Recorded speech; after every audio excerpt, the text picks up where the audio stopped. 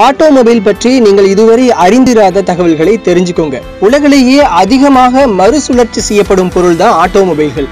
காரின் ரிமோட் சாவியை 256 தடவை அழுத்தினால் அது செயலிழந்து விடுமாம்.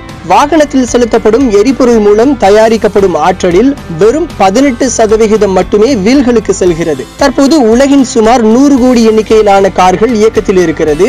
உலகின் முதல் டிராபிக் சிக்னல் 1972ஆம் ஆண்டில் பிரிட்டனில் உள்ள வோல்வர்ஹாம்ப்டன் என்கிற நகரில் முதலாக நிறுவப்பட்டது. உலகின் முதல் கார் விபத்து 1769ஆம் ஆண்டில் நிகழ்ந்தது. ஃபெராரி நிறுவனம் ஒரு நாளைக்கு 14 கார்களை மட்டுமே தயாரிக்கிறது.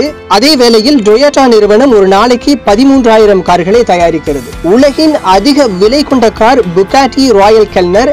இதனுடைய மதிப்பு 8.7 மில்லியன் அமெரிக்க டாலர்கள். பதிவு செய்யப்பட்ட முதல் சாலை மரணம் 1896இல் நடந்தது. ரோல்ஸ் ராய்ஸ் கார்களின் பேனட் மீது பொருத்தப்பட்டிருக்கும் சின்னம் ஸ்பிரிட் ஆஃப் எக்ஸ்டசி என அழைக்கப்படுகிறது. ஒரு காரின் என்ஜினை கலட்டிவிட்டு மீண்டும் பொருத்தும் சாதனையானது வெறும் 42 வினாடிகளில் நிகழ்த்தப்பட்டது. உலகின் மிகவும் உயரம் கொண்ட கார் த பிளாட் மொபைல். இதன் உயரம் 19 இன்ச் மட்டுமே. சர்வாதிகாரியான ஹிட்லர் சிறையில் அடைக்கப்பட்டிருந்த நேரத்தில் மெர்சிடஸ் நிறுவனத்திடம் கார் வாங்க கடன் கேட்டு கடிதம் எழுதியிருந்தார்.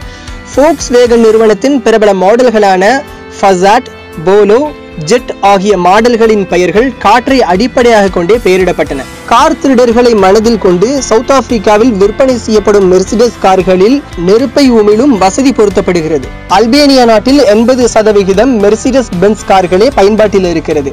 ஜப்பானில் 75 வயதுக்கு மேற்பட்டவர்கள் டிரைவிங் செய்தால் அதற்கான ஒரு குறியீடு காரில் பொருத்தப்படுகிறது. உலகில் இயங்கும் 4இல் 1 கார் சீனாவில் தயாரிக்கப்பட்டது. F1 பந்தய காரால் ஒரு உருளை வடிவ சுரங்க பாதையில் தலைகீழாக மணிக்கு 193 கிலோமீட்டர் வேகத்தில் செல்ல முடியுமாம்.